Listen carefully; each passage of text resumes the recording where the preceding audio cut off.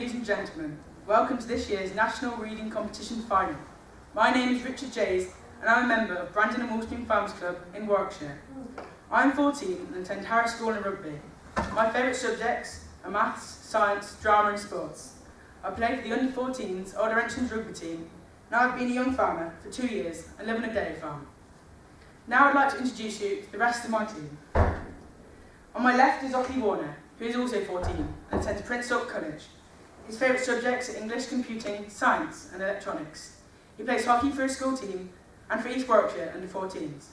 Ockley has been a young farmer for a year. To my right is Katie Curzens. She's the youngest member of our team. She attends Rugby High School and is currently in Year 8. She enjoys playing the guitar and has recently joined Young Farmers. The book we'll be reading today is The Island by Olivia Levez. It is about a young girl called Frances who has become a monster, hating many people. This resulted her to burn down a school and hurt her teacher. She was sent off to a team-building skills camp, but the plane went down in the Indian Ocean.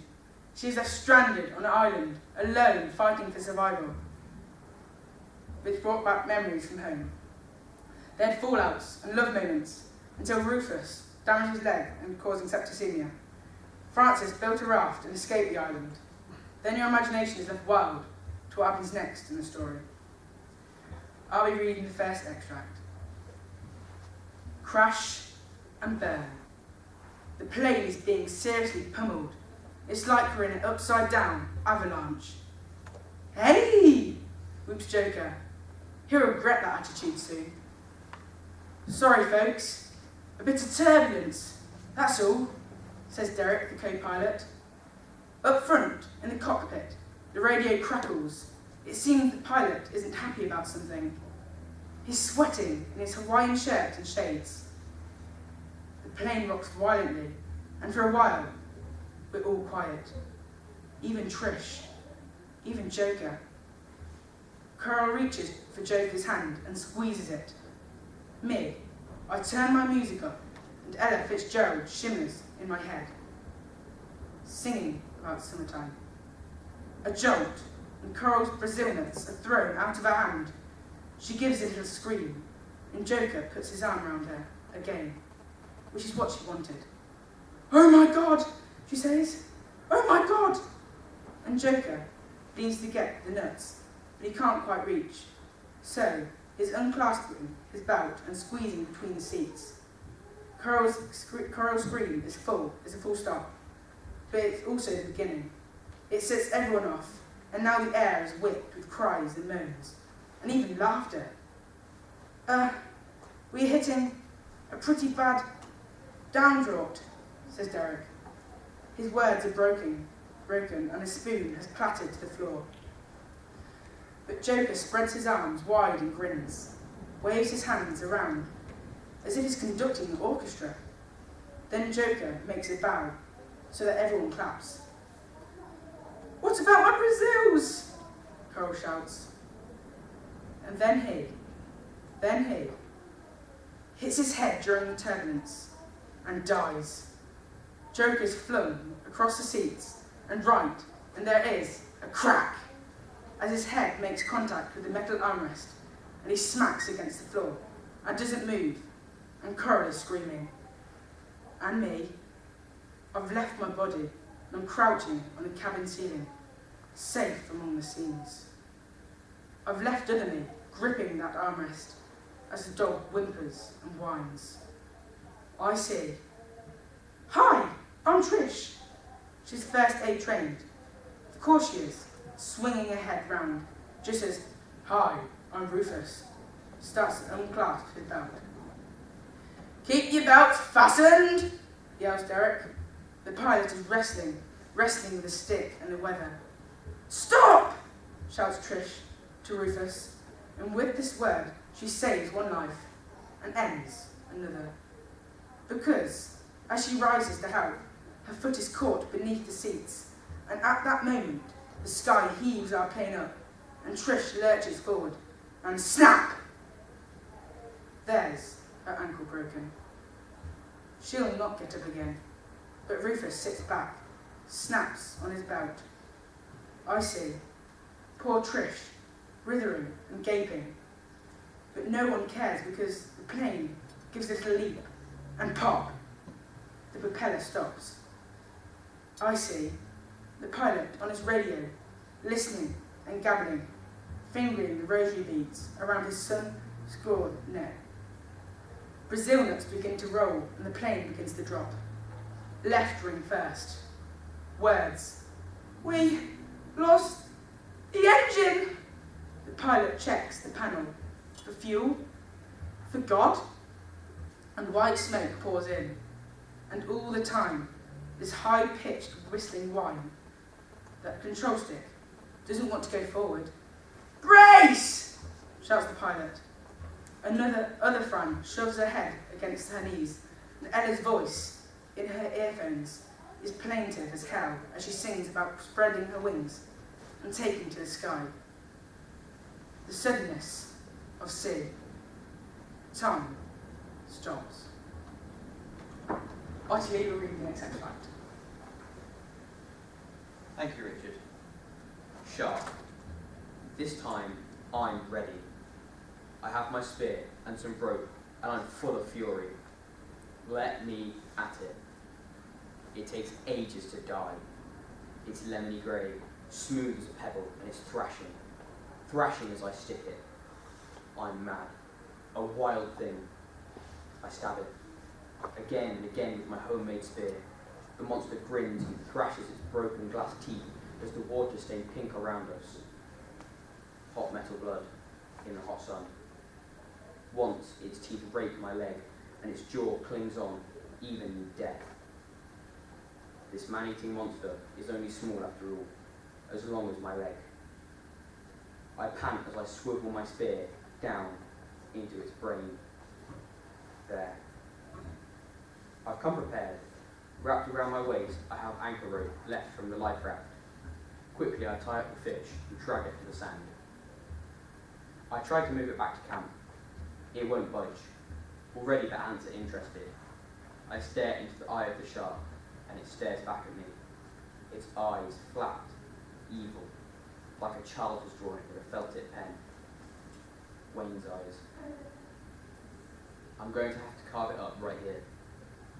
The sun is at its fullest, sick and white. My neck is burning, even through my t-shirt. I can feel the prickly heat on my chest, my legs, my feet. I can't leave the shark for the rats to find. I take my tin-lid knife from my bikini bottoms. My fingers tighten around the handle. It could break in two, and the string could snap. If it slips, I might be eating Fran's finger fajitas instead. Ha!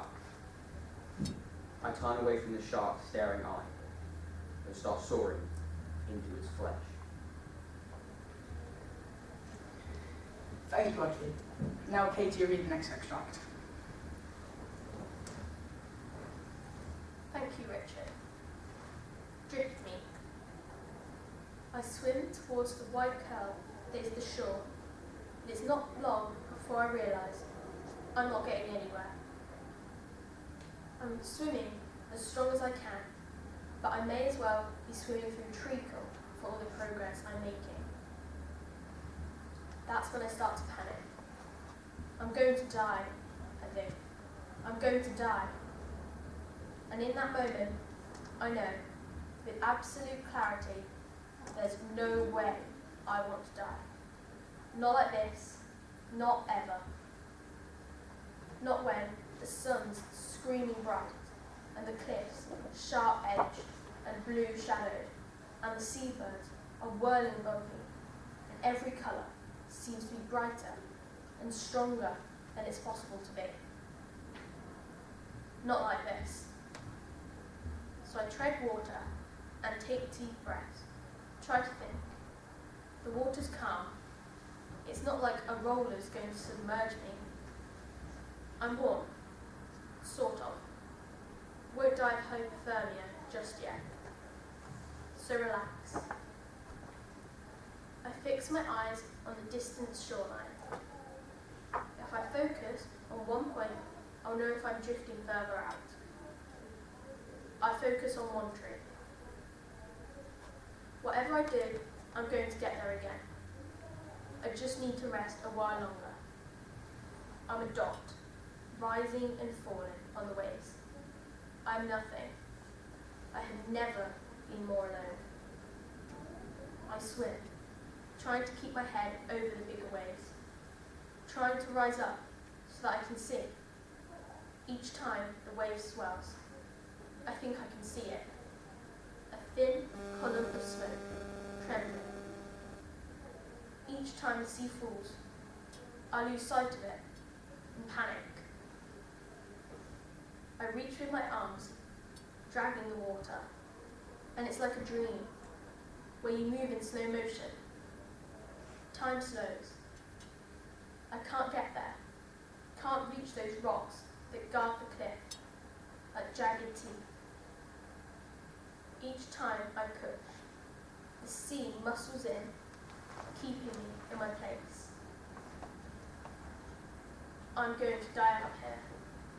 And now, I'd give anything, for there to be somebody else here. For me not to be alone. Anyone from Team Skill would do. Even Trish. Even Joker. Kieran. That was his real name. Not Joker. I kick with my legs. I'm tired. I can't keep this up much longer. Or let it be Coral, or Tiny, who was called Paul. But then I remember that they all died, didn't they?